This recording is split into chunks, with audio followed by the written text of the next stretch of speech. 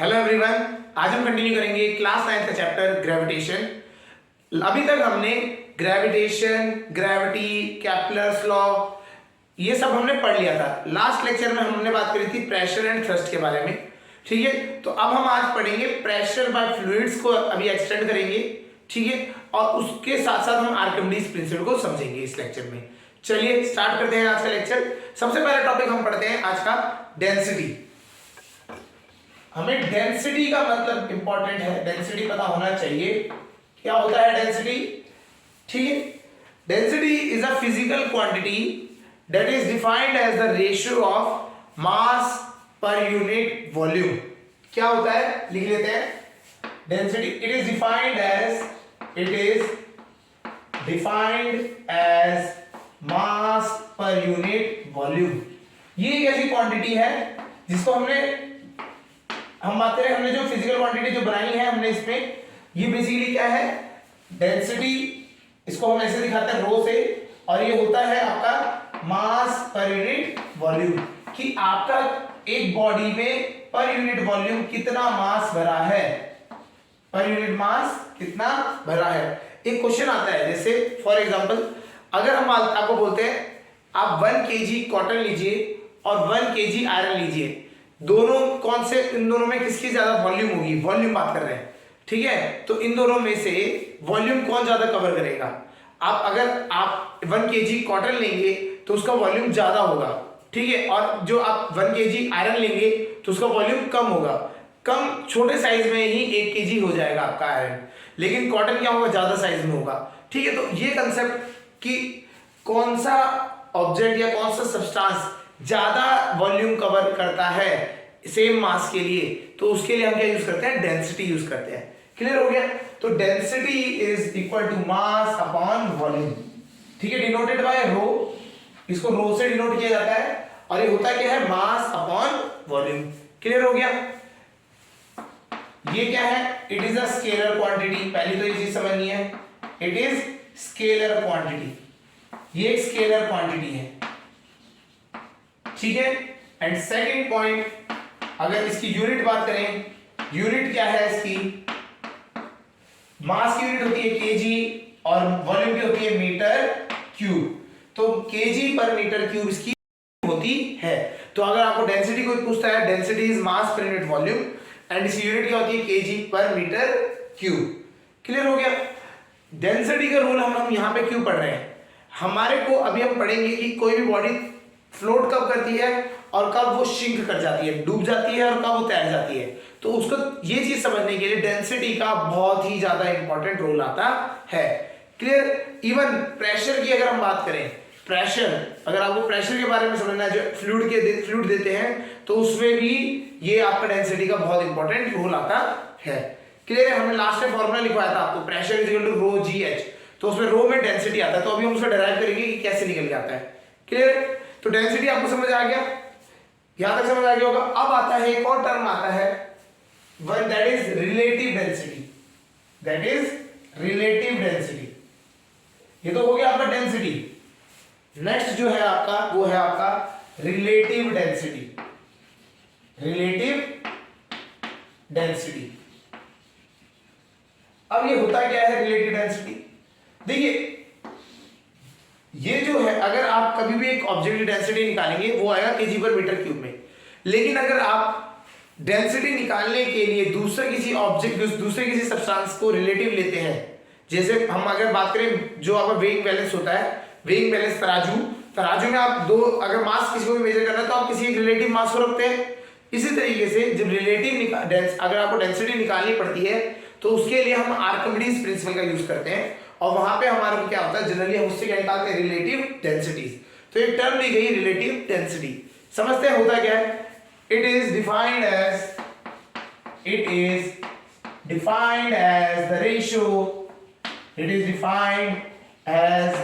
The ratio of density of material to the density of water of water at 4 degree Celsius. ठीक है, तो density at 4 degree Celsius, water की density temperature के साथ change करती है, तो हमने क्या कर दिया, एक फिक्स कर दिया 4 डिग्री सेल्सियस में जो डेंसिटी होगी वाटर की वो हम लेंगे। होती कितनी है 4 डिग्री सेल्सियस में, होती है 1000 kg पर मीटर क्यूब। चलिए इसको समझते हैं। अगर हम बात करते हैं रिलेटिव डेंसिटी की बात करें तो ये क्या हो जाएगा, सिंपल है, डेंसिटी ऑफ आपका जो भी होगा सब्सटेंस या मटेरियल, ठीक है, upon density of water, density of water. समझ आएगा, तो ये इसका फॉर्मूला बनता है। तो रिलेटिव डेंसिटी का इस तरह से फॉर्मूला बनता है। क्लियर हो गया, नहीं हो गया? तो इस तरीके से आपको ये चीजें थोड़ी सी समझ के रखनी है। क्लियर? अब आता है कुछ कॉमन जो डेंसिटीज हमें याद होनी चाहिए। जब हम यहाँ पे हम इसकी बात कर रहे हैं तो इसकी डेंसिटीज हमें कुछ याद होनी चाहिए। क्या होती है डेंसिटीज, वो लिख लेते हैं जिससे आपको थोड़ा सा आइडिया लग जाएगा। ठीक है, डेंसिटीज अगर हम बात करते हैं डेंसिटी ऑफ एयर, एयर की डेंसिटी हम जनरली लेते हैं 1, इसकी डेंसिटी कितनी ले लेते हैं 1, ठीक है, 1 kg पर मीटर क्यूब। क्लियर? अगला डेंसिटी ऑफ वाटर, वाटर की डेंसिटी हम लेते हैं 1000 kg पर मीटर क्यूब।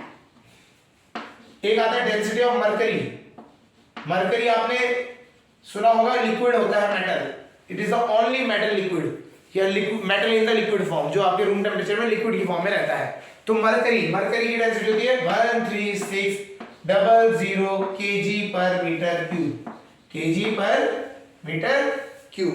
क्लियर हो गया?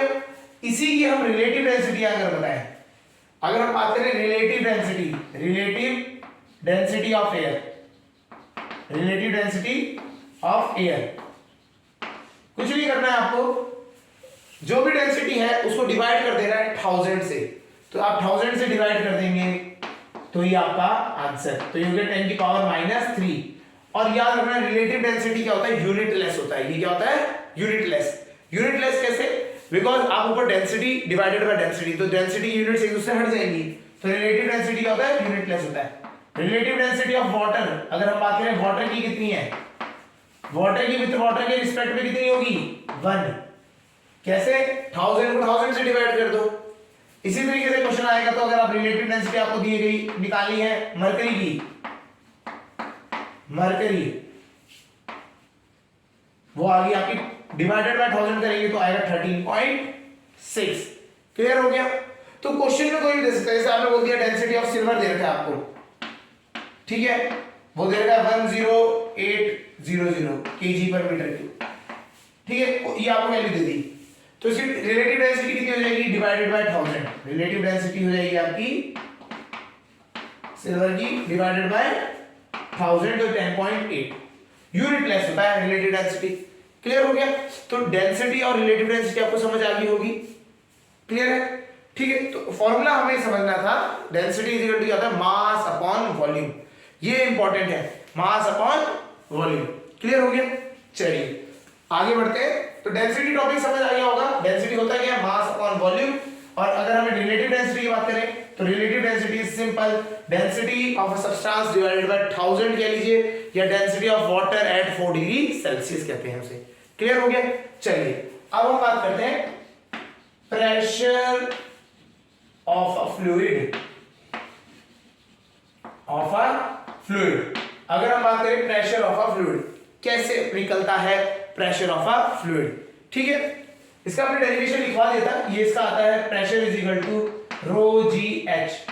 ये हमें डेरिवेशन नहीं लिखवा था, हमने इसका फॉर्मूला लिखवा देता। आप डेरिवेशन कर लेते हैं। देखिए क्या होता है, अगर मैंने एक कंटेनर में पानी ले लिया या फिर लिक्विड ले लिया, ठीक है, हमने एक कंटेनर में लिक्विड ले लिया, उसकी डेंसिटी है मैंने मान ली रो, उसकी डेंसिटी कितनी है रो, तो डेंसिटी ऑफ लिक्विड कितनी है रो, जो लिक्विड है उसकी डेंसिटी है रो। हमने क्या किया, एक बॉक्स ले लिया, बॉक्स क्या लेते हैं, ऐसा करते हैं, एक छोटा सा ही मतलब बॉक्स ले लिया, इसके इस पॉइंट पे हम बात करते हैं टॉप पॉइंट पे, यहां पे कितना प्रेशर आ रहा है ये हमें कैलकुलेट करना है। ठीक है, ये हमें कैलकुलेट करना है। क्लियर हो गया? अब मैं बात करता हूं, तो हमने मान लिया कि इसका जो एरिया था बॉक्स का, एरिया ए है। ठीक है, तो अगर हम बात करें रो क्या है, density of liquid, density of fluid, liquid ही नहीं कहते, फ्लूइड कह देते हैं। A area of fluid, area of element, इसको बॉक्स मान लिया तो हमने एलिमेंट मान लेते हैं, एरिया ऑफ एलिमेंट। ऊपर से कितनी हाइट पे है, ये मैंने मान लिया ऊपर से हाइट h हाइट पे है। कितने हाइट पे, h हाइट पे है। क्लियर हो गया? चलिए, ये इस तरीके से लिक्विड भरा हुआ है। क्लियर? अब बात करते हैं, देखो इस एक ब्लॉक पे अगर प्रेशर लगेगा तो ऊपर से लगेगा, नहीं लगेगा?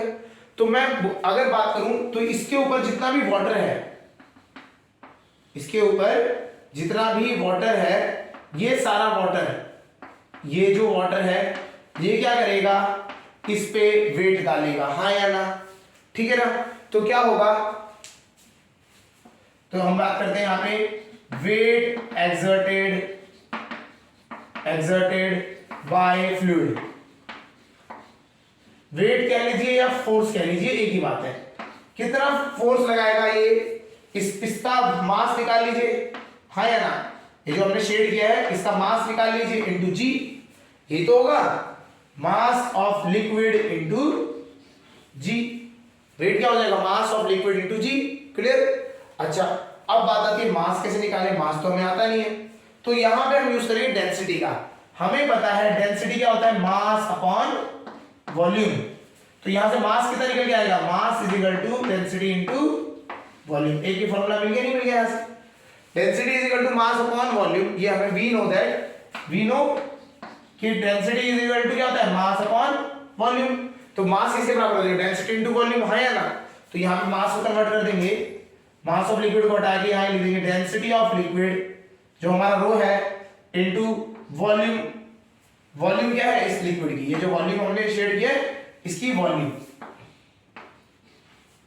Into g. ये तो होगा वेट, हाँ या ना? तो फोर्स, जो ये वेट मान लीजिए या फोर्स कह लीजिए, फोर्स हो जाएगा ये, हाँ या ना? चलिए, अभी वॉल्यूम को टर्म में भी लिखते हैं हम। देखो इसको थोड़ा सा और इंप्रूव कर देते हैं। हमने बोला फोर्स आ गया हमारा, मास आ गया, density into volume of liquid into g. अब वॉल्यूम होता है क्या है, अगर हम वॉल्यूम निकालें तो वॉल्यूम क्या हो जाएगा, ये एरिया है, नीचे से एरिया हो गया और ये इसकी हाइट, तो वॉल्यूम कितना हो जाएगा, area into height, area into height into g. तो फोर्स का फॉर्मूला हो गया आपका, force is equal to rho A H g. ये इसका फॉर्मूला आ गया। गंदा सा लग रहा है लेकिन है ही ठीक है, क्लियर हो गया? तो ये आपका इस सरफेस पे इतना फोर्स लग रहा है। क्लियर हो रहा है? चलिए, यहां पे समझ आ गया। अब हम बात करते हैं, ये तो हमारा आ गया फोर्स, अब आता है प्रेशर। प्रेशर की बात करते हैं। प्रेशर क्या होता है, फोर्स अपॉन एरिया, हाँ या ना? अब यहां पे देखिए फोर्स कितना है, rho A H g, upon area कितना हो जाएगा, देखो फोर्स तो ए पे ही लग रहा है, एरिया पे ए, तो ए से ए कैंसिल, तो आपका आ गया रो जी एच। तो यहां से आपको समझ आया प्रेशर क्या होता है, रो जी एच के बराबर। तो ये डेरिवेशन समझ आ गया होगा। क्या किया वापस समझा देते हैं। हमने एक एलिमेंट माना जिसका एरिया है ऊपर का ए, ऊपर हाइट, ऊपर लिक्विड का जो लिक्विड की जो हाइट है वो है एच हाइट तक लिक्विड भरा हुआ है, ठीक है। और ये उसके बाद ये जो इतना वॉल्यूम है, ये जो इतना ऊपर लिक्विड है, इसके ऊपर वाला लिक्विड वही इस पे क्या करेगा, फोर्स डालेगा, हाँ या ना? वो इस पे फोर्स डाल देगा। अब फोर्स डाला, वो कितने एरिया पे डाला, ए एरिया पे डाला, ठीक है। तो हमने बोला फोर्स कितना डालेगा, फोर्स इसके वेट के बराबर होगा लिक्विड के। तो वेट कितना होता है, mass into acceleration due to gravity. Weight का हमने फॉर्मूला पढ़ा है, mass into acceleration due to gravity. अब मास हमने निकाला कैसे, मास हमने बोला डेंसिटी की डेफिनेशन है, डेंसिटी क्या होता है, mass into volume. Density is equal to mass upon volume, sorry mass upon volume. तो यहां से मास की निकाली value, mass is equal to density into volume into G. Volume का फॉर्मूला यहां से निकाला A into H, A into H रखा तो ये फोर्स आ गया, फोर्स आया। अब फोर्स को हमने वापस पुट करा, प्रेशर निकल गया, फोर्स अपॉन एरिया। तो प्रेशर की फॉर्मूला आ गया रो जी एच। क्लियर हो गया? तो आपको ये याद रखना है किसी भी फ्लूइड में मैं बात कर रहा हूं, यहाँ पे गैसेस भी बोल रहे हैं, गैसेस और या फिर आपका लिक्विड, तो उसमें हमेशा प्रेशर लगता है रो जी एच, और जो एच होता है वो हमेशा सरफेस से नीचे तक की हाइट देखी जाती है। क्लियर हो गया, समझ आया होगा? एक बार वापस समझा देते हैं। देखिए अगर मैंने कंटेनर ले लिया ऐसे और मैंने बोला इस पॉइंट पे, ए पॉइंट पे आपको ये एच हाइट है, ए ऊपर से हाइट एच है, तो इस पॉइंट पे प्रेशर बताइए। तो आपको क्या बोलना है, आपको डेंसिटी निकालनी है वाटर की या लिक्विड की डेंसिटी, आपको बताना है रो जी, जी एक्सेलरेशन ड्यू टू ग्रेविटी, और ये हाइट एच होनी चाहिए। तो प्रेशर का फॉर्मूला सिंपल क्या है, रो जी एच। क्लियर हो गया? ठीक है, चलिए अब एक क्वेश्चन बनता है इसका, देखते हैं, इसको अपने आप सॉल्व करने की कोशिश करना। ठीक है, चलिए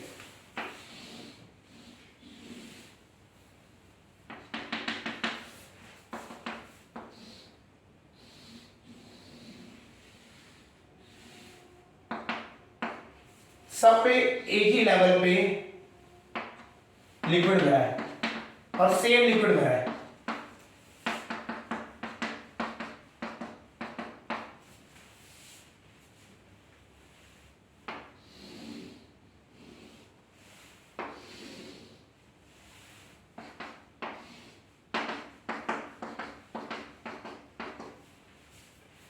ठीक है।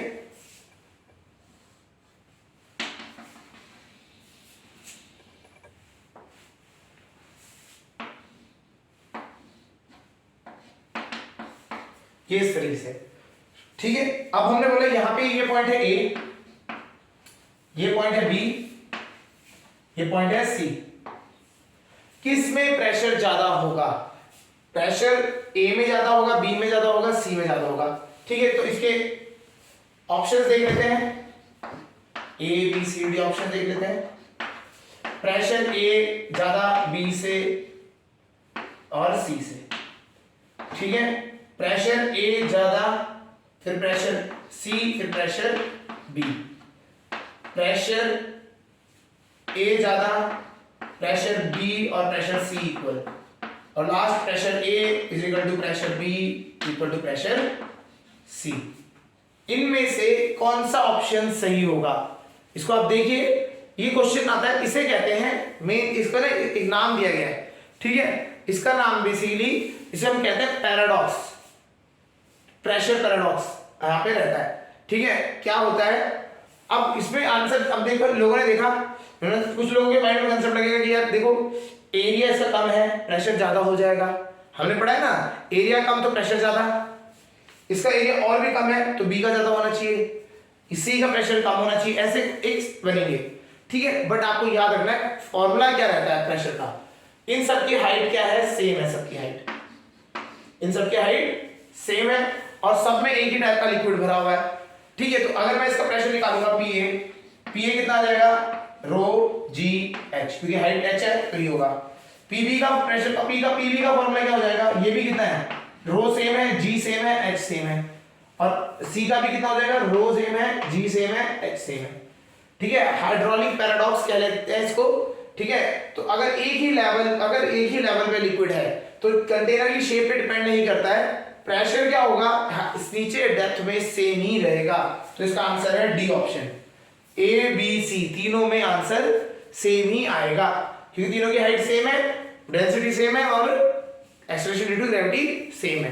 क्लियर हो गया? तो इस तरीके से आप इसको करते हैं। क्लियर? तो आपको समझ आएगा होगा pressure due to a fluid क्या होता है, pressure is equal to rho G H formula होता है, और रो जी एच होता है। और आपको याद रखना है ये जनरली क्या होता है, हाइट मेजर की जाती है, कितने ऊपर आपका लिक्विड का लेवल है उससे, जितना ज्यादा आप डेप्थ पे जाते रहेंगे उतना प्रेशर बढ़ता चले जाएगा।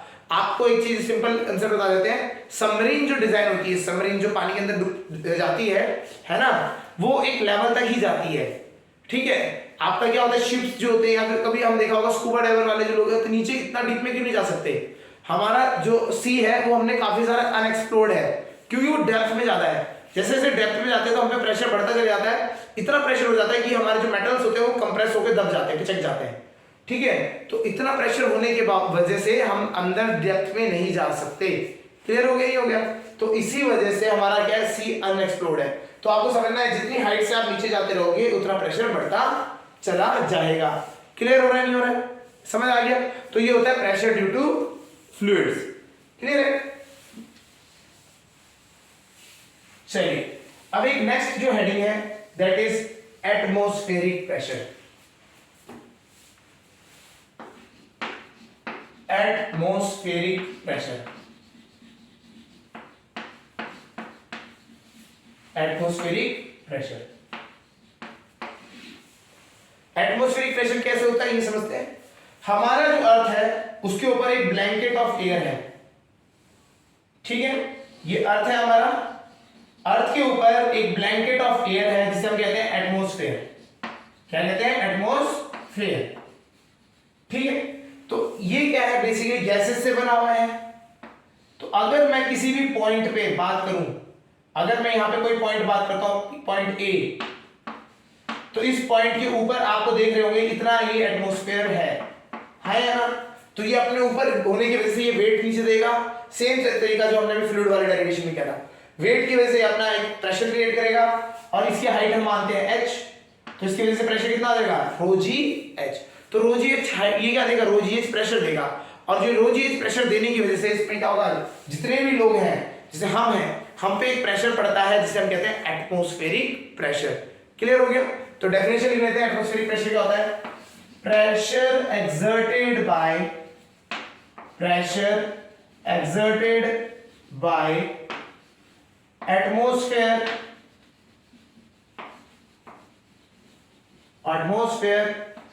on the substance is known as atmospheric pressure. Substance is known as atmospheric pressure. Atmospheric pressure. जो प्रेशर एटमॉस्फेयर डालता है सब्सटेंसेस पे उन्हें क्या कहते हैं? Atmospheric pressure. अच्छा, इसको मेजर करने के लिए डिवाइस होती है, डिवाइस यूज्ड। किस डिवाइस से मेजर किया जाता है? उसे कहते हैं बैरोमीटर। बैरोमीटर जो डिवाइस इसको मेजर करने के लिए यूज होती है उसे कहते हैं बैरोमीटर। क्लियर हो गया? समझ आ गया? बैरोमीटर यूज होता है तो इसके लिए, इसकी वजह से क्या होता है, एटमॉस्फेरिक प्रेशर जब मेजर किया जाता है उसके लिए यूनिट है। ठीक है, एटमॉस्फेरिक प्रेशर को मेजर करने के लिए हम यूनिट यूज करते हैं, that is ATM. Atmospheric pressure ATM. ठीक है, और एटीएम 1 एटीएम इसके बराबर होता है 1.01 into 10 की पावर 5 पास्कल। तो 1 atm is equal to 1.01 into 10 की पावर 5 पास्कल। इसको 1 atm भी कहते हैं, कभी कभी एक और नाम से जाना जाता है 1 बार। कभी तुम्हें बार दिखाई दे जाए तो बार का भी मतलब वही है, एटमॉस्फेरिक प्रेशर के बराबर होता है, और ये भी कितना होता है 1.01 into 10 की पावर 5 पास्कल। ठीक है, तो ये आपका इस तरीके से आपको एटमॉस्फेरिक प्रेशर नापा जाता है। आपके ऊपर बहुत ज्यादा हाई एटमॉस्फेरिक प्रेशर पड़ता है, ठीक है, हमें आदत हो जाती है उस चीज की, तो हमें इफेक्ट का एक ज्यादा असर पता नहीं लगता है। क्लियर हो गया? इसका इफेक्ट आपको तब पता लगता है जब आप माउंटेन चढ़ते हैं या फिर समुद्र में जाते हैं। कैसे समझते हैं? समझ आ गया होगा ये वाला चीज। अब आते हैं माउंटेनियर्स को, सुना होगा आपने कि जब हम माउंटेन में ऊपर चढ़ते हैं तो होता क्या है, हमारे को प्रेशर, जो एटमॉस्फेरिक प्रेशर होता है वो कम हो जाता है। कैसे कम हो जाता है ये समझते हैं। सपोज ये अर्थ है, अर्थ में ट्रेन है जो आप अलग अलग ट्रेन से बना देते हैं हम, ये हमारा क्या है, माउंटेन है। ठीक है, ऊपर हमारे एटमॉस्फेयर एक लेवल तक है, ये हमारी एटमॉस्फेयर की हाइट है। ठीक है, ये एटमॉस्फेयर का लेवल है, एटमॉस्फेयर। हाँ यार, अगर कोई ह्यूमन यहाँ पे खड़ा होगा, ठीक है, उसमें मुझे प्रेशर लग रहा है, यहाँ पे जो प्रेशर लग रहा है उस पे, that will be P is equal to rho of air, density of air into G into H। होगा नहीं होगा? फॉर्मूला तो वही है, रो जी एच। तो यहाँ पे डेंसिटी किसकी आ जाएगी, एयर की, आसपास क्या है, एयर है, तो एयर की डेंसिटी।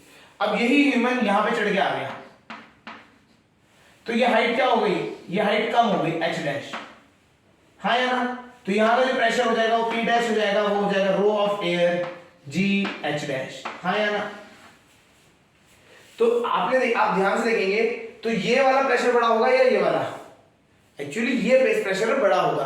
तो आपको याद ये समझ के रखना है, जब हम माउंटेन्स में जब हम हाइकिंग करते हैं या ट्रैक करके ऊपर जाते हैं तो आपका जो होता है एटमॉस्फेरिक प्रेशर क्या हो जाता है, कम हो जाता है, क्योंकि आपके एटमॉस्फेयर की जो हाइट है वो कम हो जाती है फ्रॉम द लेवल। क्लियर हो गया। तो इनका हमेशा हाइट ऊपर से मेजर की जाएगी। क्लियर। तो आपका जो एटमॉस्फेरिक प्रेशर है वो कम हो जाता है, और एटमॉस्फेरिक प्रेशर कम होने की वजह से क्या होता है, आपके अंदर एक ब्लड प्रेशर फ्लो कर रहा है, आपके अंदर खून जो फ्लो कर रहा है तो वो ब्लड प्रेशर है आपके लिए। क्लियर। तो हमारा जो ब्लड प्रेशर है वो एटमॉस्फेरिक प्रेशर को बैलेंस करके रखता है, हमेशा हमारा ब्लड प्रेशर एटमॉस्फेरिक प्रेशर को बैलेंस करके रखता है। तो आप जब नीचे थे तो आपका ब्लड प्रेशर और एटमॉस्फेरिक प्रेशर दोनों एक दूसरे को बैलेंस कर रहा था। अब आप ऊपर चढ़ गए तो हुआ क्या, एटमॉस्फेरिक प्रेशर कम हो गया, ब्लड प्रेशर ज्यादा हो गया। तो ऐसे में क्या होता है, लोगों के नाक से खून निकलना, डिजीनेस होना, ठीक है, तो ये आपको होने इफेक्ट्स वहां पे दिखाई देने लग जाते हैं। क्लियर हो गया, नहीं हो गया। तो ये आपका कंसेप्ट होता है कि अगर आप हाइट पे जाते हैं तो प्रेशर क्या हो जाता है, डिक्रीज हो जाता है। क्लियर। तो आपको ये समझना है, तो प्रेशर डिक्रीज होने की वजह से हाइट पे जब हम जाते हैं तो प्रेशर डिक्रीज होने की वजह से बहुत सारे चेंजेस आ जाते हैं, कॉन्सिक्वेंसेज आ जाते हैं। आपने एक चीज सिंपल मैं बताता हूँ, जो हम लेज की चिप्स लेते हैं ना, चिप्स वाले जो पैकेट होते हैं, वो अगर आप यहाँ प्लेन्स में लेंगे या प्लेन्स में है तो आपको वो ना वो थोड़े दब जाएंगे, लेकिन आप जब इसको ही आप लेके चले जाए ऊपर पहाड़ों में, ठीक है, वहां पे ये पूरे एयर टाइट हो जाएंगे, फूल जाते हैं बहुत, क्योंकि क्या है, अंदर गैस है, उसका प्रेशर ज्यादा हो जाता है, और बाहर का एटमॉस्फेरिक प्रेशर कम होने की वजह से जो आपका पैकेट होता है वो फूल जाता है बहुत ज्यादा तेजी से। क्लियर हो गया। सिमिलरली आपका क्या होता है, और बहुत सारे फिनोमेना देखने को मिलते हैं, जैसे वाटर बॉईल करने में टाइम लगता है ज्यादा, ठीक है, क्योंकि वेपर्स क्या होता है, एस्केप आउट कर देते हैं, ऊपर प्रेशर है नहीं, वेपर्स उठ के चले जाते हैं, इवेपोरेट कर जाते हैं। जैसे अगर आपने यहाँ पे पानी को उबाला तो ऊपर से प्रेशर लगने की वजह से पानी के जो वेपर्स हैं वो यहीं रह जाते हैं, ज्यादा जल्दी जाते नहीं है, तो जल्दी इवेपोरेट नहीं होने की वजह से ये पानी ऊपर जाता है जल्दी। यहाँ पे प्रेशर है ही नहीं, यहाँ पानी हल्का सा इवेपोरेट होता है और सारा भाग जाता है, और हमें पता है इवेपोरेशन कॉज कूलिंग, तो यहाँ पे पानी क्या होता है, ठंडा होने लग जाता है। ठंडा इन सेंस आपको ज्यादा हीट देनी पड़ती है उसको गर्म करने के लिए। क्लियर हो गया, नहीं हो गया। तो इसीलिए क्या होता है, पहाड़ों में जब जाते हैं तो वहां पे कुकर का यूज किया जाता है खाना पकाने के लिए, क्योंकि क्लोज कंटेनर होता है। समझ आ गया। तो आपको ये पॉइंट ध्यान रखना है, जब भी हम प्लेन्स में होते हैं प्रेशर ज्यादा होता है, और जैसे जैसे हम हाइट में जाते हैं तो एटमॉस्फेरिक प्रेशर कम होता चले जाता है। फॉर्मूला हमारे को पता ही है, रो जी एच। क्लियर। चलिए यहां तक समझ आ गया होगा, ये कोई इसमें कोई प्रॉब्लम तो नहीं होनी चाहिए। चलिए अब आगे करते हैं, अब हम पढ़ते हैं how we can say a body floats और a body sinks in a liquid. ठीक है, अब हम बात करेंगे कि एक बॉडी कब फ्लोट करती है और कब सिंक करती है, उसको हम समझेंगे आज। ठीक है, उसके लिए हम पहले बात करते हैं बायोन्सी। बायोन्सी कंसेप्ट आता है बायोन्सी का। बायोन्सी होता है क्या है, इसको समझते हैं definition. When a body is fully और पार्शियली, फुल्ली मतलब क्या हुआ, पूरा, या फिर पार्शियली मतलब आधा अधूरा, पार्शियली सबमर्ज डुबोई गई है, submerged in a liquid, it experiences a upward thrust, it experiences an upward thrust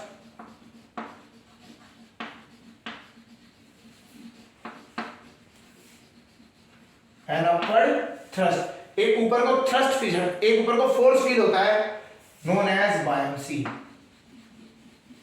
known as buoyancy. क्या होता है आप समझते हैं, जब भी कोई एक बॉडी को या तो आप उसको आधा डुबो पार्शली, या फिर उसको हम फुल्ली मतलब पूरा, जब आप डुबोगे तो उसको क्या होता है, वो एक ऊपर को उसको एक फोर्स फील होता है। ठीक है, ऊपर को एक फोर्स फील होता है, इस फोर्स को कहा जाता है बायोंसी। क्लियर हो गया नहीं हो गया? तो जब भी कोई बॉडी को आप फुल्ली या पार्शली पानी में डुबोएंगे तो उस पे हमेशा अपवर्ड थ्रस्ट, जिसे हम कहते हैं अपवर्ड थ्रस्ट। अपवर्ड थ्रस्ट मतलब ऊपर को आना, ठीक है। इस अपवर्ड थ्रस्ट को क्या कहा जाता है? बायोंसी। और यही एक रीजन है जब हम पानी में स्विमिंग पूल में या कूदते हैं तो हमारे को क्या होता है, हम पानी में ऊपर को फ्लोट कर जाते हैं इस फोर्स की वजह से। समझ आया? ये बायोंसी ऊपर को लाता है। क्लियर हो गया नहीं हो गया? हाँ या ना? ठीक है, तो बायोंसी हम यहां से समझ आ गया। चलिए अब वही क्वेश्चन आता है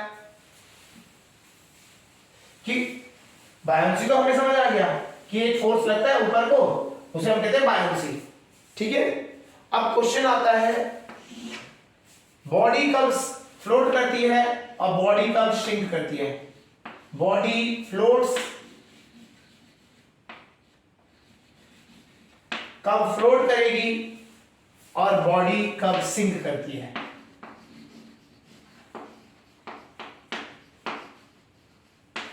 ठीक है, बॉडी कब फ्लोट करेगी और कब सिंक करेगी। ठीक है, अब आ जाते हैं। हमने एक बॉडी को फुल ही डुबो दिया, चलिए दबा डुबो दिया। अब आप इसमें भी दोनों केस में डुबो देते हैं। अब आप देखेंगे तो इसमें दो फोर्स लगते हैं, हर एक बॉडी के दो फोर्स लगते हैं। एक तो फोर्स क्या है? इसका वेट जो उसको नीचे ले जाएगा, वो हो गया mg। ठीक है, तो ये वेट हो गया।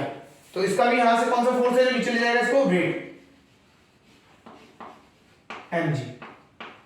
हाँ, और एक फोर्स होता है जो इसका उल्टा करता है, क्योंकि ये पानी में सबमर्ज्ड है तो इसको ये क्या करेगा? एक एक्सपीरियंस करेगा फोर्स ऊपर को, अप थ्रस्ट। इसे क्या कहते हैं? बायोंसी।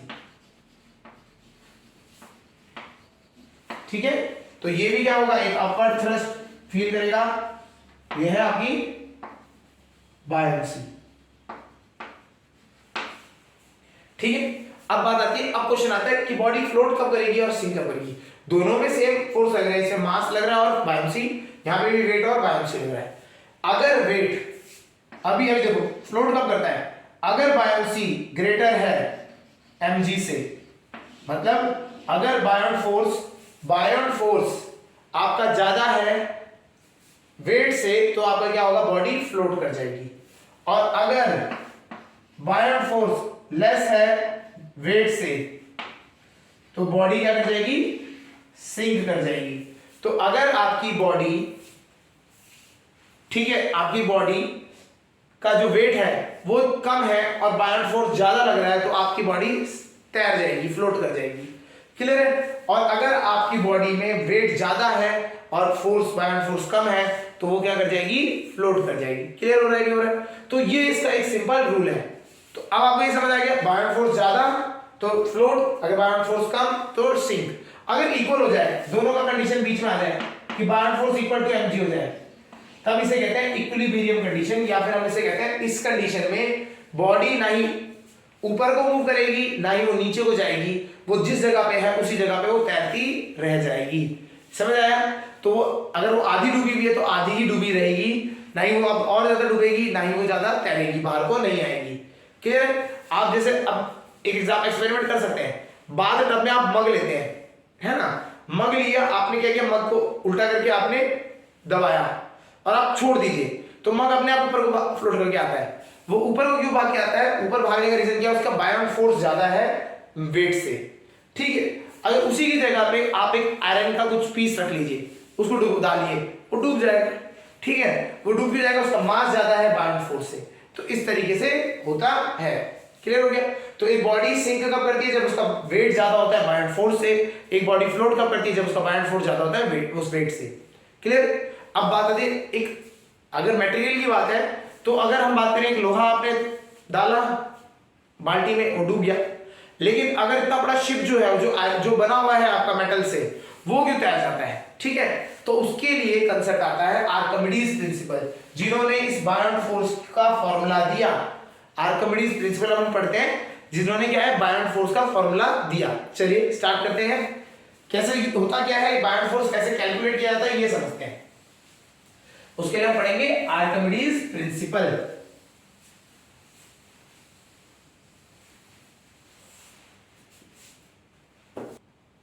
चलिए Archimedes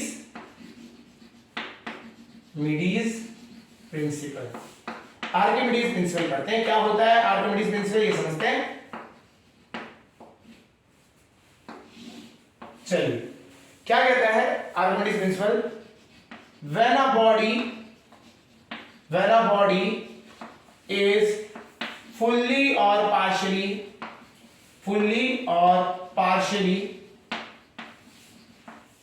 submerged in a liquid,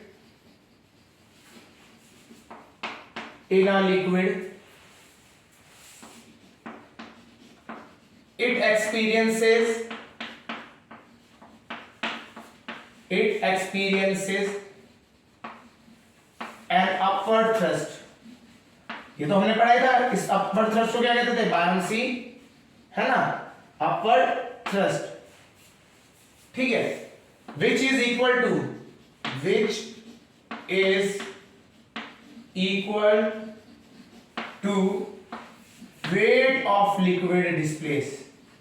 weight of liquid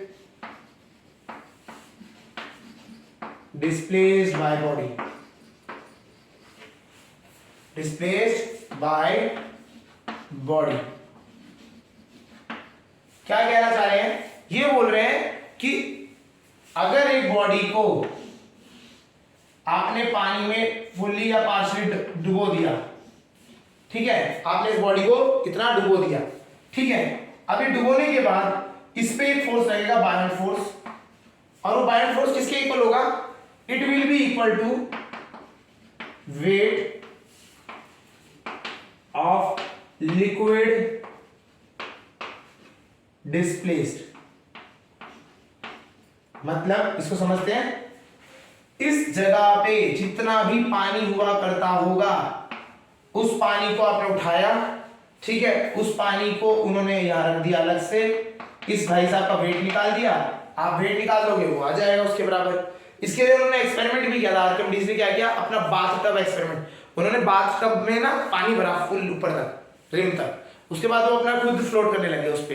तो उन्होंने जब देखा कि कितना वाटर निकला है बाहर, जो बाथटब से बाहर निकला, उसका जो वेट निकाला उन्होंने, ठीक है ना, उतना ही आपका वेट, उनका वेट कम हुआ था, ठीक है। तो ये इस तरीके से एक्सपेरिमेंट हुआ था, तो इन्होंने आर्किमिडीज प्रिंसिपल उस तरह से डिवाइन किया था, ठीक है ना।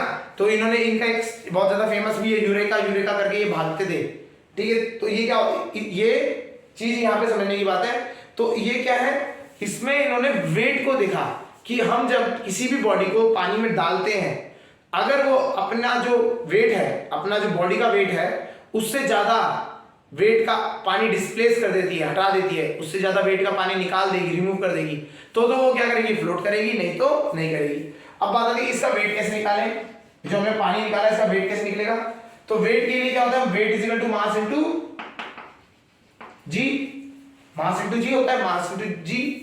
तो बायोट फोर्स किसके बराबर हो जाएगा, मास हमने अभी पढ़ा था, density into volume displaced into g, ये हो जाएगा density into volume displaced into g. तो बायोट फोर्स का फॉर्मूला आपको पता लग गया, डेंसिटी ऑफ लिक्विड, जो लिक्विड है उसकी density into volume displaced into g, ये इसका फॉर्मूला होता है। तो बायोट फोर्स हमेशा दो चीजों पे डिपेंड करता है। देखो जी तो कांस्टेंट ही है, एक तो किस पे करता है, डेंसिटी ऑफ लिक्विड। चलिए इसको भी समझाते हैं, ये समझ आ गया।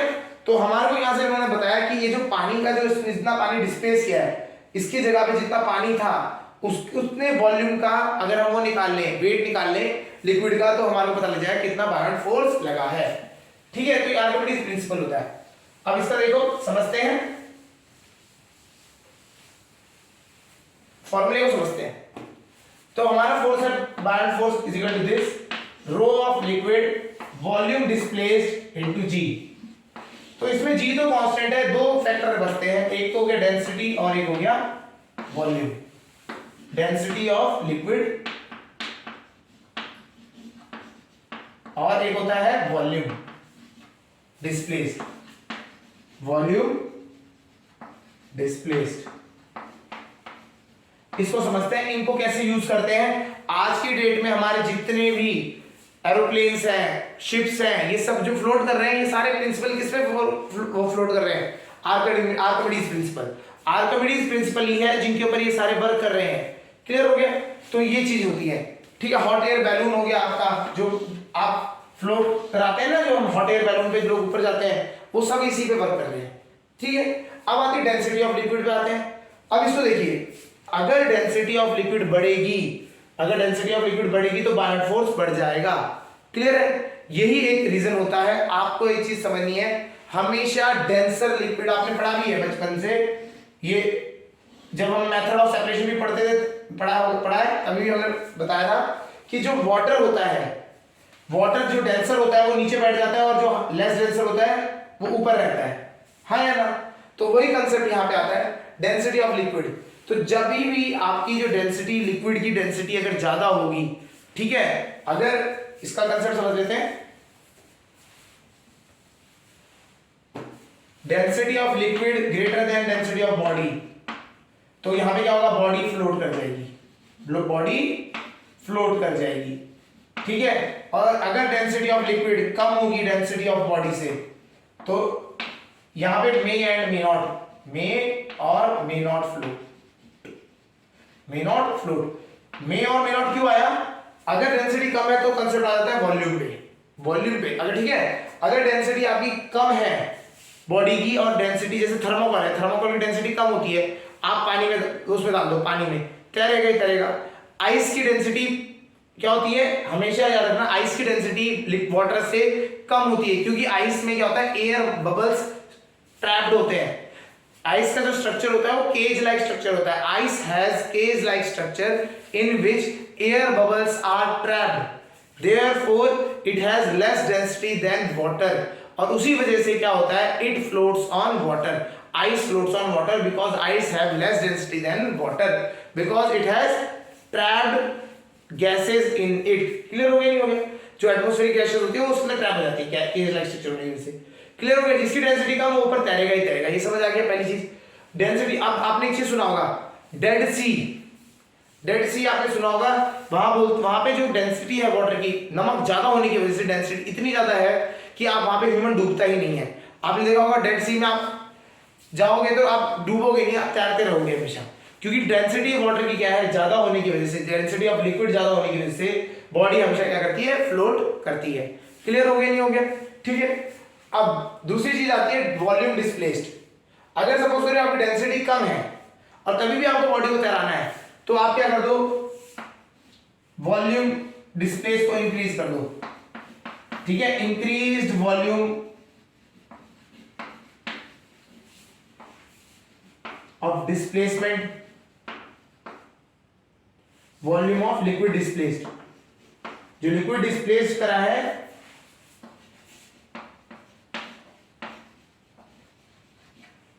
Will support floating. ज्यादा आप करेंगे, इसी वजह से क्या होता है? जो आपकी जो शिप्स होती हैं उनका जो बेस होता है वो ऐसा एक्सपैंड बड़ा सा बनाया जाता है। क्या होता है ऐसा करने से? क्या होता है? एक तो चीज ये है कि इसमें वॉल्यूम क्या हो जाएगी? ज्यादा ट्रैप होगी। अगर आप इसको इस तरीके से रखते तभी भी डूब जाता। इसको जितना एक्सपैंड करोगे उतना बड़ा होता, उतना वॉल्यूम ये ज्यादा कवर करेगा, डिस्प्लेस करेगा। तो इसी वजह से क्या होता है? शीट टाइप का आप सिस्टम बना लीजिए, तो शीट क्या होती है? फ्लोट कर जाती है। क्लियर हो रहा है? नहीं हो रहा है? वॉल्यूम डिस्प्लेस ज्यादा होना चाहिए, ठीक है। तो जितना ज्यादा आप इसको ब्रॉड बेस करोगे उतना ही ज्यादा ऐसी टेंडेंसी होगी वॉल्यूम डिस्प्लेस करने की, और वॉल्यूम डिस्प्लेस करने की टेंडेंसी बढ़ेगी तो क्या होगा? आपका शिप फ्लोट कर जाता है। क्लियर हो गया? नहीं हो गया? और हमारे यहाँ शिपों में क्या होता है? शिप में मेटल से बना हुआ है लेकिन तभी भी पानी में फ्लोट करता है। उसका रीजन क्या होता है? ये देखिए, आपका जब शिप पानी में जाता है ना, तो उसका पानी में वो आधा ज्यादा अंदर ऐसा इस शेप का बना लेता है। वो शिप बहुत पार्ट अंदर होता है, उसके अंदर, समुद्र के अंदर होता है। और यहाँ पे क्या होता है? अंदर होते हैं कैबिन्स। इसके अंदर शिप में अगर आप बात करेंगे तो अंदर ना रूम्स बने हुए हैं जिनके अंदर क्या भरी हुई है? एयर। और एयर होने की वजह से इसकी डेंसिटी क्या हो जाती है? कम हो जाती है एज कंपेयर टू वाटर। और एयर डेंसिटी कम कर देता है और जो ब्रॉड बेस होता है इसका, उसकी वजह से वॉल्यूम बढ़ जाता है। तो ये दोनों कंसेप्ट यूज करने की वजह से हमारा क्या होता है, शिप फ्लोट कर जाता है वाटर के ऊपर। क्लियर हो गया? तो आपको कंसेप्ट समझ आ गया होगा कि कब बॉडी एक फ्लोट करती है, कब बॉडी सिंक करती है, ये चीज समझ आ गया। ठीक है, डेंसिटी आपका जो बायन फोर्स होता है वो क्या होता है, वो आपका डिपेंड करता है डेंसिटी ऑफ लिक्विड पे करता है, वॉल्यूम डिस्प्लेस्ड, कितना वॉल्यूम डिस्प्लेस किया उस पे करता है, और एक्सेलरेशन ड्यू टू ग्रेविटी पे करता है। क्लियर हो गया? बायन फोर्स का आपको समझ आ गया। बायन फोर्स अगर ज्यादा होगा वेट से तो बॉडी तैरेगी ऑब्वियस बात है, और अगर बायन फोर्स कम होगा बॉडी से, है ना, बायन फोर्स बॉडी के वेट से कम होगा तो वो डूबेगी। क्लियर है? तो इस तरीके से आपको ये समझ आ गया होगा कौन सी बॉडी सिंक करती है, कौन सी बॉडी फ्लोट करती है। क्लियर? तो ये जो सारे टॉपिक्स थे ये आपके इसमें दिए हुए हैं। इसमें क्या है, ग्रेविटेशन चैप्टर में कुछ पार्ट दिया हुआ है फ्लूइड मैकेनिक्स का, ये फ्लूइड पार्ट आता है, फ्लूइड जो हम मैकेनिक्स कहते हैं, ठीक है, उसका ये पार्ट आता है। तो ये इंपॉर्टेंट पार्ट है आपको, आप जब 11th में जाएंगे तो 11th में काफी डीपली स्टडी करने को मिलता है, क्वेश्चन अच्छे बनते हैं इसमें। अभी आपको बेसिक अंडरस्टैंडिंग और बेसिक कंसेप्ट दिया गया है यहाँ पे, तो इसको समझ आ गया होगा कि कब बॉडी तैरती है, कब बॉडी डूबती है। ठीक है, समझ आ गया आपको? तो आज हमने पढ़ा डेंसिटी के बाद रिलेटिव डेंसिटी के बाद हमने बात करी जो आपके प्रेशर बाय फ्लूइड, जो उसका डेरिवेशन होता है रो जी एच, वो डेराइव किया। फिर हमने बात करी हाइड्रोलिक पैराडॉक्स, जो होता है कि एक हाइट पे होने पे लिक्विड हमेशा सेम प्रेशर एक्सर्ट करता है। फिर bound force, Archimedes, when a body will float, ये सब हमने आज डिस्कस किया। ठीक है, that's all for this chapter.